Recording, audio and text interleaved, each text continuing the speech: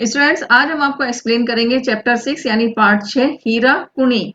इसके question answer, इसमें पहला प्रश्न है वस्तुनिष्ठ प्रश्न यानी ऑब्जेक्टिव है, तो इसका सही जोड़ी बनाना है। जिसका पहला है बछिया भूखी रह जाती थी, तो इसका आंसर सही लिखना है इसमें।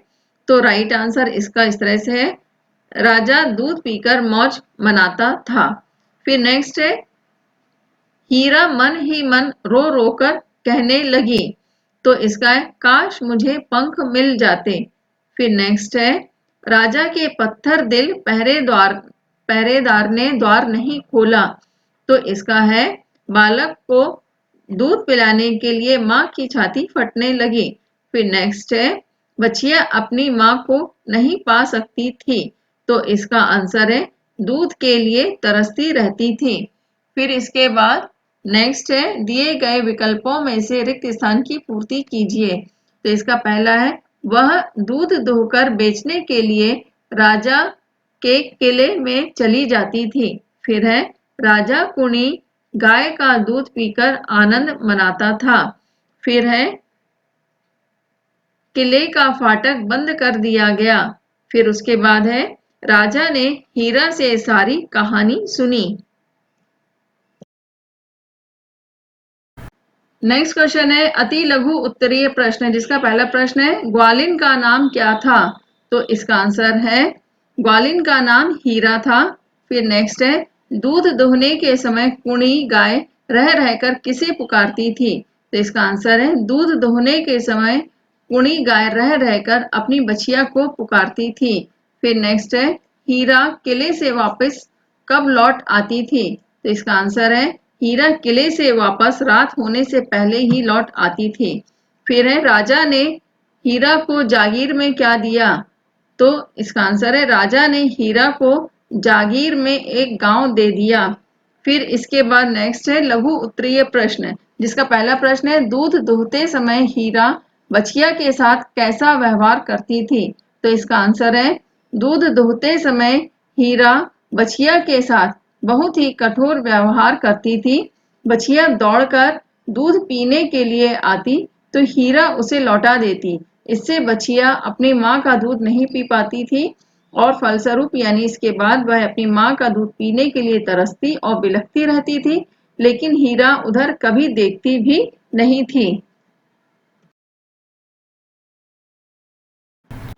इसके बाद नेक्स्ट क्वेश्चन है, किले का फाटक बंद होने पर हीरा पहरेदार से क्या बोली, तो इसका आंसर है किले का फाटक बंद होने पर हीरा पहरेदार से बोली, द्वार खोलो, मेरा मुन्ना भूखा है, तुम्हारे पैर पड़ती हूँ, फाटक खोल दो, अरे भाई एक बार द्वार खोल दो। फिर इसके बाद नेक्स्ट क्वेश्चन है, राजा का मन क्यों पिघला, तो इसका आंसर है राजा ने हीरा से यह सारी कहानी सुनी कि किस प्रकार वह स्वयं के जीवन को संकट में डालकर अपने बच्चे के पास जा पहुंची थी, उससे राजा का मन पिघल गया। फिर नेक्स्ट है भाषा की बात के क्वेश्चन आंसर, जिसका फर्स्ट क्वेश्चन है अच्छी तरह से बोलना है स्टूडेंट्स आपको और लिखना है, अच्छी तरह से आपको प्रोनाउंस करना सीखना है और क्लियर लिखना है सही स्पेलिंग और मात्राओं के साथ। तो इसका है महाराष्ट्र, रायगढ़, कोषाध्यक्ष, पत्थर, चट्टानों।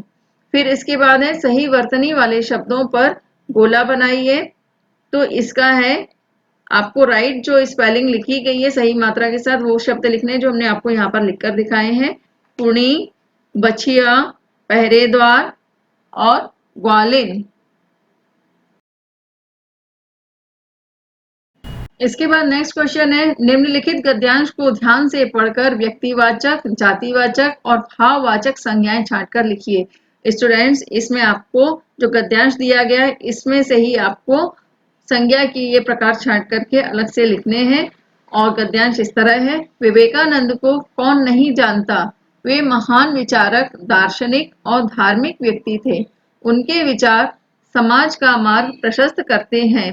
उनके भाषणों में मधुरता, गंभीरता, मानवीयता और राष्ट्रीयता कूट कूट कर भरी होती थी। भारत के महान सपूतों दयानंद सरस्वती, राजा राम मोहन रॉय तथा महात्मा गांधी जैसे महापुरुषों की सूची में उनकी गणना होती थी। तो स्टूडेंट्स, इस गद्यांश में व्यक्तिवाचक संज्ञा जो है वो इस तरह है, विवेकानंद, भारत, दयानंद सरस्वती, राजा राम मोहन राय, महात्मा गांधी। जातिवाचक संज्ञा जो है सपूत और महापुरुष। फिर भाववाचक संज्ञा है मधुरता, गंभीरता, मानवीयता और राष्ट्रीयता। इसके बाद क्वेश्चन नंबर 4 है विलोम शब्दों से सही जोड़ी बनाइए। यानी जो शब्द यहाँ पर दिए गए उसके अपोजिट वर्ड से आपको मैच द कॉलम करना है। तो सूर्य का चंद्र, सुबह का शाम, अपना का पराया, दिन का रात, राजा का प्रजा। इसके बाद क्वेश्चन नंबर 5 है रेखांकित संज्ञा शब्दों के स्थान पर नीचे दिए गए सर्वनामों में से उचित सर्वनाम शब्द चुनकर भरिए। तो यहाँ पर पहला है गाय का नाम था कुणी, गाय की 1 महीने की बछिया थी। तो इसका आंसर है गाय का नाम था कुणी, उसकी 1 महीने की बछिया थी। फिर नेक्स्ट है हीरा के मन में बछिया के लिए दया नहीं जागती थी। इसका इस तरह से लिखेंगे उसके मन में बछिया के लिए दया नहीं जागती थी। फिर है राजा गाय का दूध पीकर आनंद मनाता था, राजा दयालु नहीं था। तो इसका आंसर है राजा गाय का दूध पीकर आनंद मनाता था, वह दयालु नहीं था। क्वेश्चन नंबर 6 है निम्नलिखित क्रियाओं के पूर्वकालिक क्रिया रूप बनाइए। यानी इसमें आपको जो क्रिया का है पूर्वकालिक रूप लिखना है इन शब्दों का। स्टूडेंट्स इसको अच्छी तरह से समझने के लिए आप हमारे व्याकरण के वीडियो देखेंगे तो आपको क्रिया के सभी रूप अच्छी तरह से समझ में आएंगे। इसमें है पढ़ना, तो इसका पूर्वकालिक क्रिया होगी पढ़कर। हंसना, इसका होगा हंसकर। जागना का होगा जागकर। लाना का होगा लाकर। फिर लिखना का है लिखकर। देखना का देखकर। पीना का पिलाकर।